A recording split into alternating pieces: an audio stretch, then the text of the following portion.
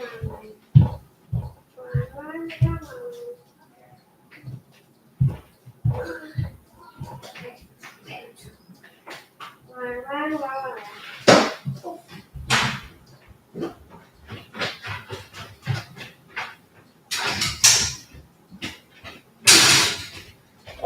right, kids, how are the kids doing this morning? A little early start here. Bad choices. Saturday morning spectacular. Kaneda in the house. How's everybody doing? Let's get the mic on. What's up? Red choices. Not a red choice. Is a blue. Let's get this going here. Good morning. How's everybody doing? Let's get the charger playing. Kaneda's Pinball Podcast. Got like a week and a half to Expo. We're excited. I'm excited. I'm going to try to read without my glasses. How's everybody doing? Good. It's a beautiful day here in Connecticut. Killian's about to go do soccer. I got a wedding to go to. First time we're having like a all-day babysitter come over here. One of the teachers watch the kids so Brennan and I can go to a wedding. Sad boy, you need to stop. You don't need to stop. More of you need to be like Sad boy with the $49.99 every week. Comes in hot. I love it. Thank you so much, brother. What's the over-under on you playing Big Trouble in Little China for 10 hours? Oh, love it. Yeah, we're going to talk about that game on today's episode of Saturday Morning Spectacular. I have thoughts on it. I actually, I can't wait to play it. I can't wait to see it. I have some thoughts. But I think it's fun. I think it's always fun when we get these homebrew games and people are building these games, with nothing but passion. Let's welcome everybody. You say hi, I say hi back.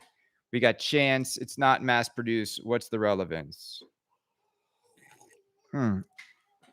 Well, Chance, I don't look at homebrew like that. If I can't own it, why do I care? I don't think it's like that at all. I think it's about celebrating pinball. I think it's about creativity. I think it's about seeing the potential in some of these themes that might not even be feasible from a licensing standpoint. And I think that's why it's exciting because, look, we're never going to get a Top Gun pinball machine ever with Tom Cruise and Val Kilmer and the original movie, right? Never is going to happen. So the closest we'll ever get to a Top Gun would be if someone just made a homebrew, right? And reskinned an old game maybe, or built a new one, but that's about it. What's up, Louie, Fizzy, Mike Jones, everybody? How we doing? We got 9 on Facebook. Am I on the right Facebook? You're funny, Killian. You are funny. We'll never get a good Star Wars pin. I absolutely want to talk about Star Wars, and the owners club is pretty damn sad. And now it's all about the Death Star shot is just rejecting left and right. It's not working well. Some dude showed a picture of his expression lighting is all wavy, like the way they screwed it into the cabinet. The quality is not great on it. We're going to talk about Star Wars. We're going to talk about Spooky. We're going to talk about JJP. We're going to talk about Homebrew. We're going to share thoughts on everything going on in the pinball world. I think it's safe to say pinball is more exciting than a Taylor Swift album. That album is pretty damn bad. After listening to the entire album, I can honestly say I will never listen to it again. Not as good as Chappell Roan, not as good as Sabrina Carpenter, not as good as Machine Gun Kelly's new album, Lost Americana. Trust me. Look, there's been a lot of great music recently. And Taylor Swift, no one cares. No one cares now. Saying nothing. We're at a point now in all of what we collect pinball, we buy pinball, we talk about pinball, we do content about pinball. Thank you, Fizzy, for the $2, brother. We're at a point now where it's basically we have so much entertainment at our disposal, so much to excite us, entertain us, keep us occupied, free us from boredom, that it's like, I don't know, the world's different now. Like, you either do something that like breaks through, or it kind of gets instantly ignored. And that's the quagmire that this new Stern Star Wars is in. Is it's immediately, and I mean this, immediately by the masses, is going to be dismissed. Thank you, Wayne, for the 100 stars. And I think the response to Star Wars has to be sending shockwaves through Stern Pinball. There's no way they expected this Star Wars pin to sell so poorly. It's embarrassing that the LEs they couldn't even sell 770 LEs of Star Wars. That is embarrassing. What's caught up to Stern now is a perfect storm that's against them. They continue to hand their customers significant financial losses, wrapped up in mediocrity of, mediocre pinball machines with B-level themes for the most part. And they continue to burn their existing collectors and customers time and time again. Releasing a nicer playfield on Jaws 50th is a burn to the Jaws LE owners. I don't care who you are.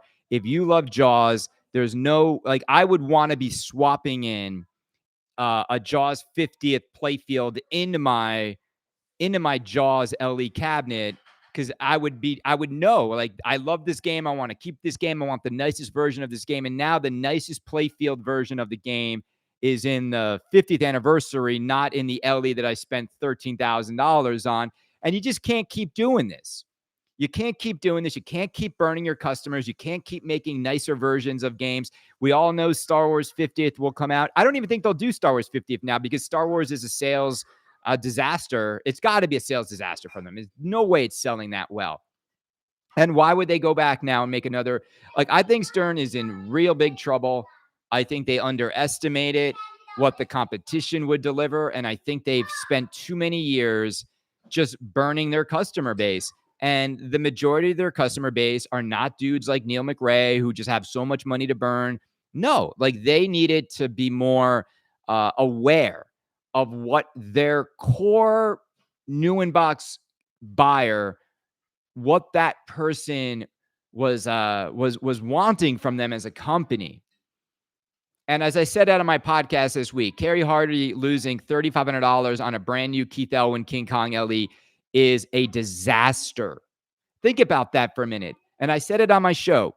Since 2000, like, basically in Stern's like 30, 40-year history, you never would have lost $3,500 on a pinball machine ever, no matter what the game was. Mustang LE, WWE LE, no matter what the game was, there was never a single example where a Stern LE that someone paid top dollar for would ever lose $3,500 in value ever during the entire duration of owning the game. Never.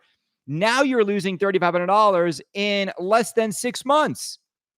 And they don't see that as like the biggest problem facing their company. Why would anybody? Because here's the thing. If you want a King Kong LE, the code's not done. And now I can go get one for $3,500 cheaper than Kerry Hardy. So every sucker that bought it new in box for 13 is a sucker, because all those guys could have bought them now for $3,500 off. And nobody wants to feel like a sucker. Nobody feels like a sucker if they bought Evil Dead. Nobody feels like a sucker if they bought Harry Potter. Nobody feels like a sucker if they bought, Beetlejuice, which we're going to talk about. But look, everything, man, everything's just like these prices. They don't hold. They don't hold. They don't hold. And here's the thing too. I was curious because I was like, let me just check out Elton John. Elton John CE is now 11.5. That's a $3,500 loss. Yeah. $3,500 loss. I mean, given that game is 2 years old, it held strong because Avatar was so weak. I was a sucker. I bought Labyrinth, traded it for John Wick LE. Couldn't be happier. Was it a straight up trade, Sean? I mean, Sean, and you got your John Wick LE for like 3,000 off what it was.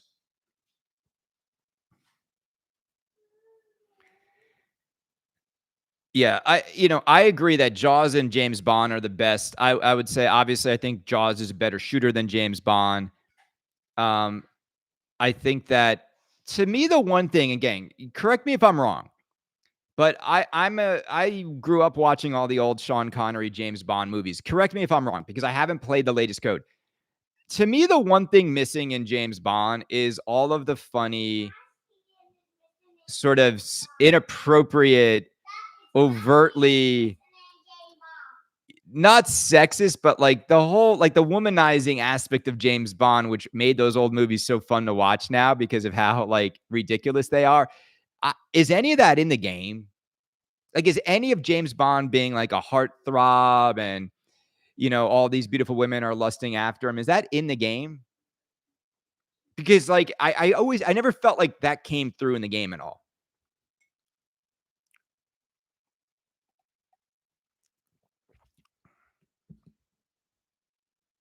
All right, it is in the game. Okay. Not really. I love this. Yes, not really. Which one is it? I don't know. Who to believe?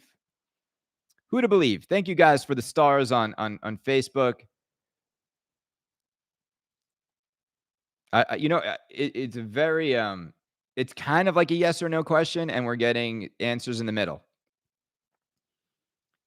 I I look, I like the fact that I see these people with Star Wars having quality control issues, having Death Star rejects. Like, how can Stern?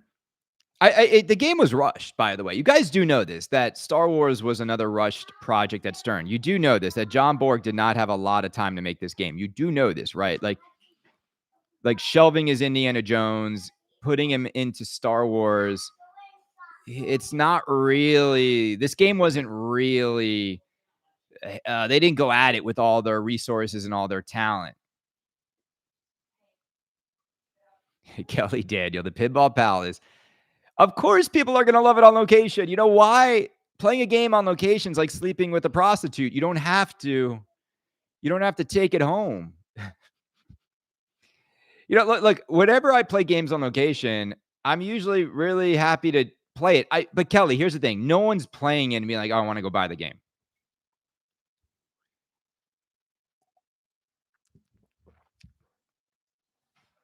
Someone has Indiana Jones. Hmm. Well, look, it's gonna be I think it's gonna be brutal when Stern releases The Walking Dead and it doesn't take off.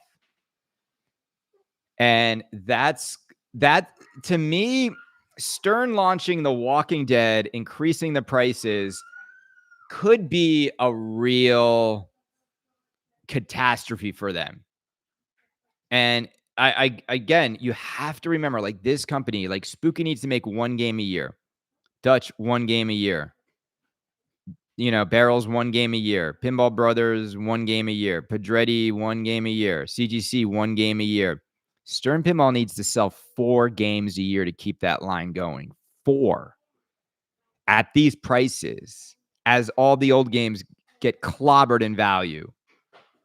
It's the writing is on the wall. Stern Pinball cannot survive at these prices with this kind of product. This is not me making this up. This is the market is speaking to them directly, and they are about to raise prices. Does anyone else? Are there any economists in the house here? I mean, I did not study, uh, you know, economics significantly. I did take a few classes. I do know business, though. I do know the very principles of supply and demand. And Stern is now stuck in a position where they have to have an abundance of supply to keep that factory going, but the demand keeps shrinking.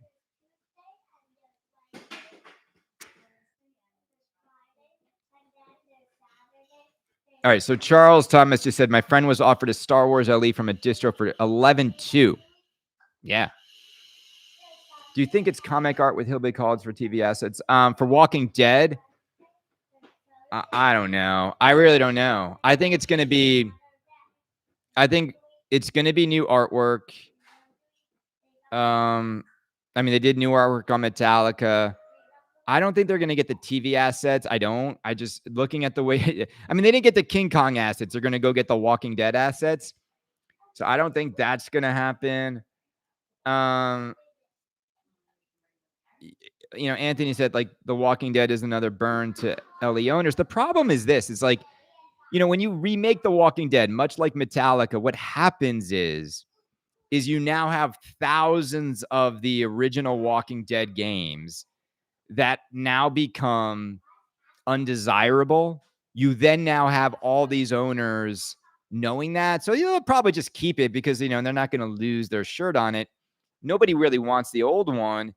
And then if they do decide to like free up room for a new game, you're adding even more to the oversaturated nature of the market. You see how this is like a house of cards that's just going to come down on Stern. And it's already hitting. Like they must be seeing it. I mean, the rumors of employees not being happy, the rumors of a 4-day work week. I mean, I don't think these are rumors, people. I don't think these are rumors. In fact, I have like, firsthand knowledge of people not wanting to work there anymore. Like these are not rumors. Star Wars LE 18K by Christmas. No. Does anyone know where to get? All right. Should we watch on YouTube? Let's watch the trailer for let me pull it up for this Big Trouble in Little China game. Hold on a second. Let me just pull it up. Let me close all these other windows so you guys can't see what I'm working on.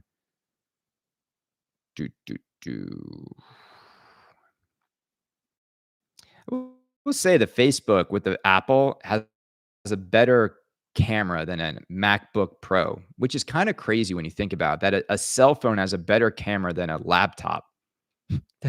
How's that possible? All right, let's do this. Go to close. I'm working on some highly confidential Super Bowl stuff right now. All right, let's do this. Go to YouTube.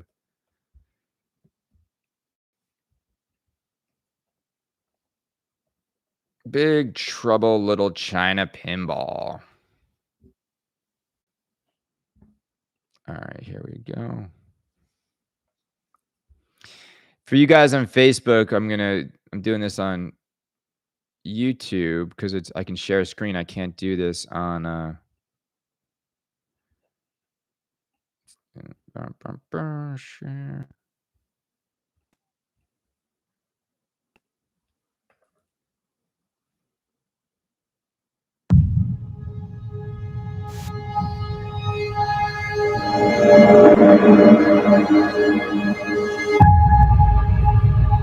Mud flaps pinball.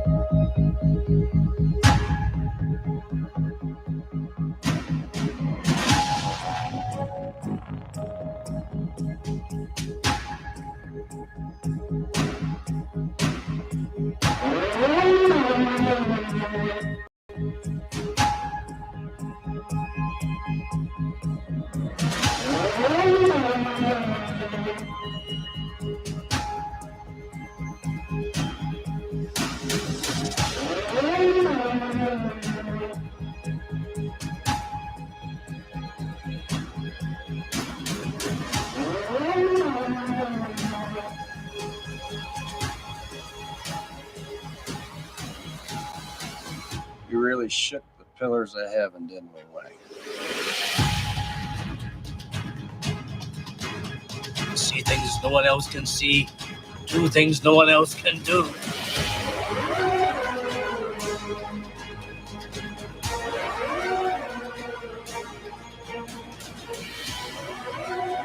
Ride the lightning.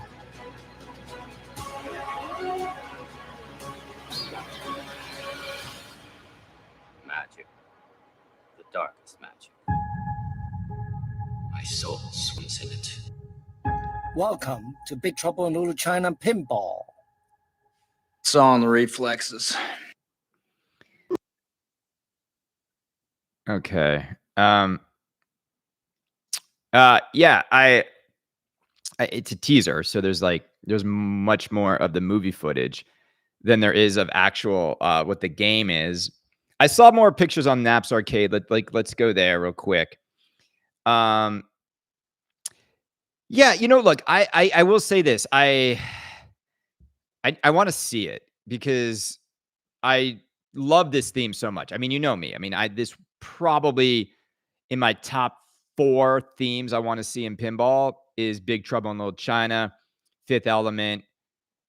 Those 2 I just would be must owns. As I'm looking at, let's see. Here we go. All right. Let me see if I can make this a little smaller for you.